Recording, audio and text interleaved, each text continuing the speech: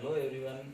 बच्चों, आज हम भारत की जो नदियां हैं उन नदियों की संक्षिप्त चर्चा करेंगे। राजस्थान और पूरे भारत देश के अंदर कौन कौन सी नदियां हैं, उन नदियों का उद्गम स्थल, कहाँ से वो नदियां निकलती है और किन किन राज्यों में बह करके वो नदियां कौन कौन से महासागर में जा कर के गिरती है। तो इस हिसाब से अगर हम चर्चा करें तो भारत की नदियों को हम दो भागों में बांट सकते हैं मुख्य रूप से।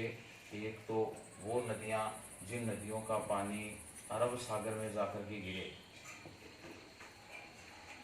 और दूसरी वो नदी जिनका पानी बंगाल की खाड़ी में जाकर के गिरे। अब इस हिसाब से अपन पूरे भारत की नदियों को दो भागों में विभक्त कर लेते हैं।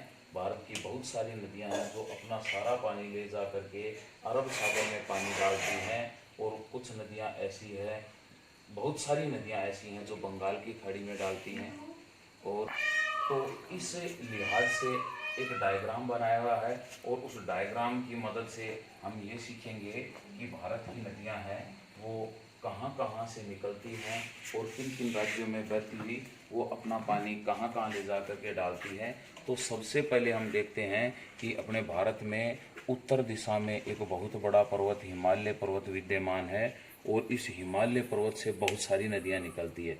तो अगर हिमालय पर्वत का हम वो हिस्सा जो हिस्सा जम्मू कश्मीर में है, तो उस हिस्से से ये 5 नदियां निकलती है। पहली मुख्य नदी सिंधु नदी, झेलम नदी, चिनाब नदी, रावी नदी और सतलज नदी। ये चारों नदियां, सतलज नदी, रावी नदी, चिनाब नदी और झेलम नदी, ये चारों नदियां अपना पानी ले जा करके सिंधु नदी में डालती है क्रमशः, और सिंधु नदी ये सारा का सारा पानी ले जा करके अरब सागर में डालती है। तो एक तो तंत्र हुआ सिंधु नदी का अपवाह तंत्र, जिसमें इसका बहुत सारा हिस्सा आज़ादी के बाद में, विभाजन के बाद में पाकिस्तान में चला गया। अब दूसरी नदी की हम चर्चा करें तो वो नदी है अपनी गंगा नदी। ये नदी हिमालय से निकलती है, उत्तराखंड राज्य में ये गंगोत्री नामक स्थान है, वहाँ से ये नदी निकलती है, और ये नदी निकल करके मैदानी हिस्सों में चल करके आती है। जब ये उत्तर प्रदेश में आती है तो इस नदी में एक यमुना नदी आकर के और इलाहाबाद के पास इस नदी में शामिल होती है।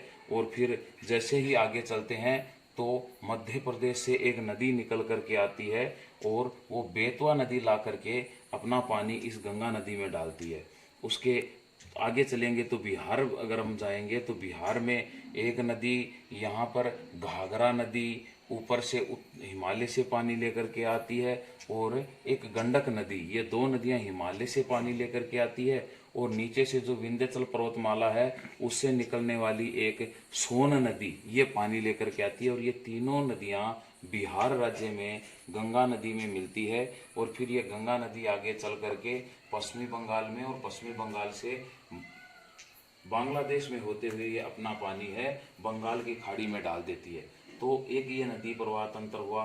उसके साथ अगर हम इस दक्षिणी राजस्थान की बात करें, दक्षिणी भारत की, तो दक्षिणी भारत का जो ये तटीय एरिया है, इस तटीय एरिया में ये जो पश्चिमी घाट का हिस्सा है वो कुछ ऊपर उठा हुआ है, जबकि ये पूर्वी घाट का हिस्सा है वो थोड़ा नीचा है। इस वजह से पश्चिमी घाट से निकलने वाली नदियाँ कावेरी नदी ये, और उसके साथ तुंगभद्रा नदी, कृष्णा नदी, भीमा नदी, गोदावरी नदी, ये सारी की सारी नदियाँ पश्चिमी घाट से निकलती है, और दक्षिणी भारत के इन अलग अलग राज्यों से बहती हुई पूर्व की ओर बंगाल की खाड़ी में ले जा करके अपना पानी डालती है।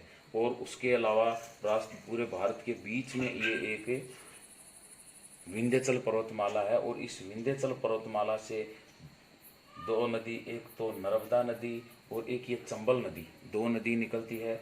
नर्मदा नदी मध्य प्रदेश से निकलने के बाद में गुजरात से होती हुई अरब सागर में गिरती है, और ये एक चंबल नदी निकलती है जो मध्य प्रदेश से बहती हुई राजस्थान में, और राजस्थान के बाद में उत्तर प्रदेश में जाकर के ये गंगा नदी में, यमुना नदी में मिल जाती है, और यमुना नदी ले जा करके गंगा नदी में मिल जाती है।